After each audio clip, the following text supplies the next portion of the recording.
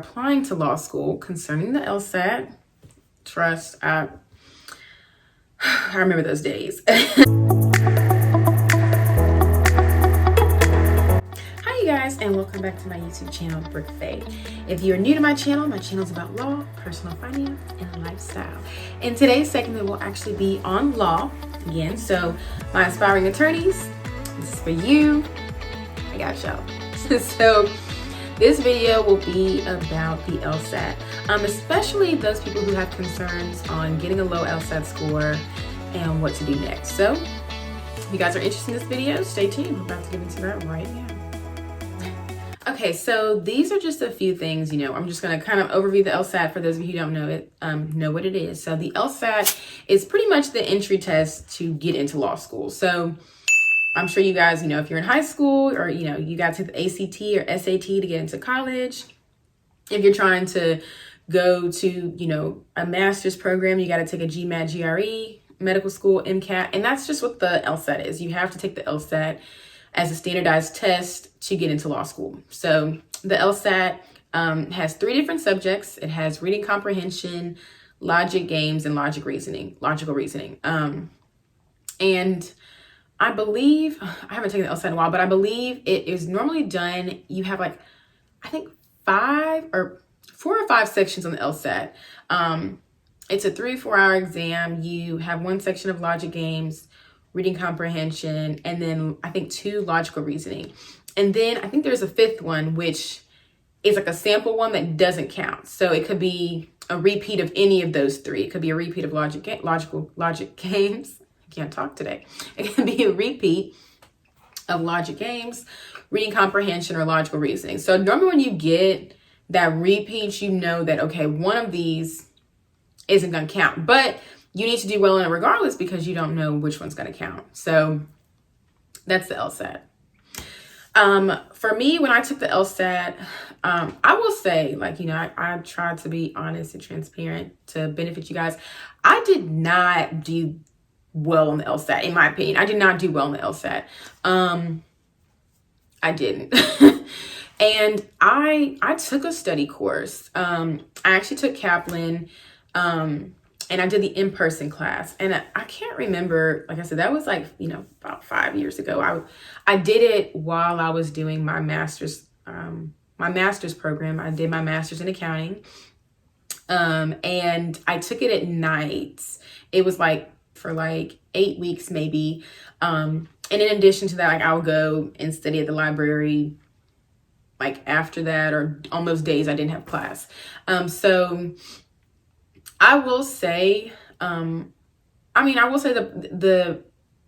class definitely helped me, and even more so, it actually helped me meet people who attended different law school and who I'm really good friends with to this day. So that was great. But I would definitely recommend taking a prep course. Even if it's not in person, excuse me, let me get some water. Whew. Okay. So even if it's not in person, I would still recommend, getting a study course. I know mine at the time, like I said, was 5 years ago. It was at least $1,200. I know for sure it was $1,000 because I remember me having to save up for it being a lot. It was $1,200. It came with a lot of material, a lot of practice material, videos, the in-person, the teacher, a lot of practice tests, explanations, the books, the amount of material that's made available to you. I think it was some good content, but regardless, I understand that's extremely high cost. And I would say, well, a lot of that, you can find in libraries. You can get a Princeton Review. There are some logic games books that are really good as well. So really, to be honest, the course was good. I feel more than anything, I liked listening and understanding the explanations, but a lot of times the books do that for you. So you don't have to pay $1,200 to get that. I would just say more than anything, you'll find this out in law school as well. You'll find this out when you take the bar exam. Practice, repetition, that matters. As you practice so many times, your brain becomes familiar with all this material, all this content, and you're able to do better on test day. So that's, just out there about the LSAT. But this video is not about taking the LSAT, isn't about the techniques to taking the LSAT. It's about, what if you do all that and you still don't score well? Because I kind of fell in that boat. Like, I did all that. I studied. I paid for the course. I actually took the course again for free. They let you retake it if you, feel like you didn't do well. And I still didn't do like that well. And so I remember I was like, well, I really want to go to law school. It's been a dream of mine. Like, should I wait? Should I apply? I would, if I could go back to myself, which, I did it and I'm here, I would still say apply. And the reason I say that is, I'm always an advocate of shooting your shot, because you just don't tell yourself no before somebody else does. Like, that's the biggest thing. Don't ever count yourself out before somebody else does. So definitely shoot your shot. Go ahead and apply. But what I would say, something that I did, because I felt like my LSAT score was really lacking, I was like, I have to make up for it in all those other areas. So my personal statement was on point. You guys, your personal statement has to be on point. And your personal statement, I can't talk today.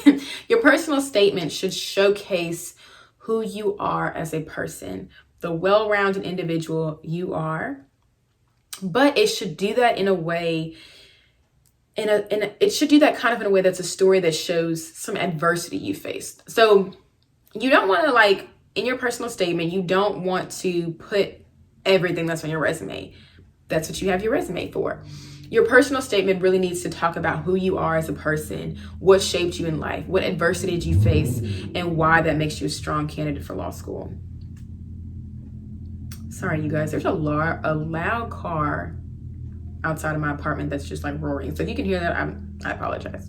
But with your personal statement, you really need to, like I said, just explain as much who you are. So, like, it doesn't necessarily, whatever you showcase, let it be about you. Make sure it tells people who you are.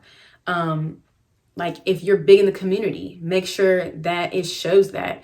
Again, it doesn't have to be something necessarily related to law, because as a lawyer, you're going to have other things you do. Like, I enjoy, volunteering and teaching. Like, I was fortunate enough to teach for a while, like this tutoring program, and that's something I'm passionate about. I love kids. I worked at St. Jude both when I was in my undergrad program and law school. That's something I'm passionate about. Again, it does not have to be about law school. It just needs to showcase who you are, what drive you have, what passion you have, and why that matters so much more than any of these numbers or anything like that. So definitely do that. Like, I know a few people have messaged me about wanting to review their personal statement. I am happy to give tips. Hopefully this video does that. But I would definitely recommend having, a close friend, family member, or even definitely an attorney, or sometimes even admission counselors do that. They might, be willing to look over your personal statement before you turn it in.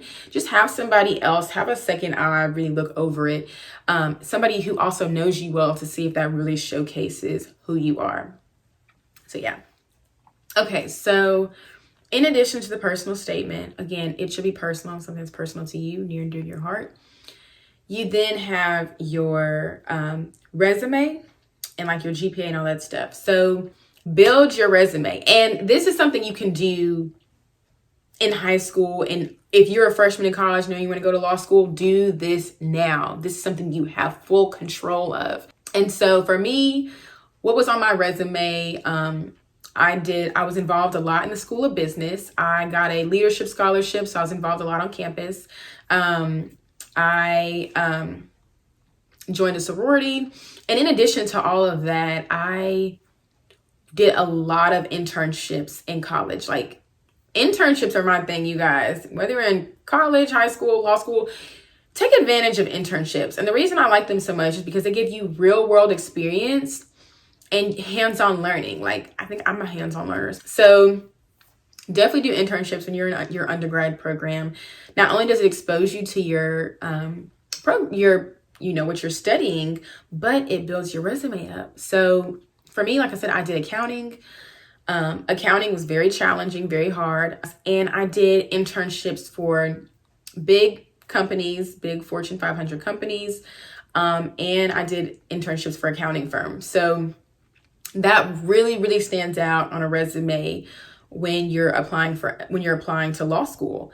They look at that and they're like, wow, she's already worked before. She's had real world experience at big companies and accounting firms.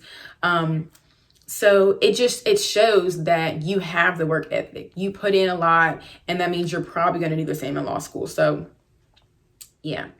Also on your resume, you should, have your education portion, your work experience, and then you should have something like your philanthropic or any extracurricular activities. So for me, something I did, like I said, St. Jude, it's near and dear to my heart. So I would volunteer at St. Jude. Or like I said, I love teaching.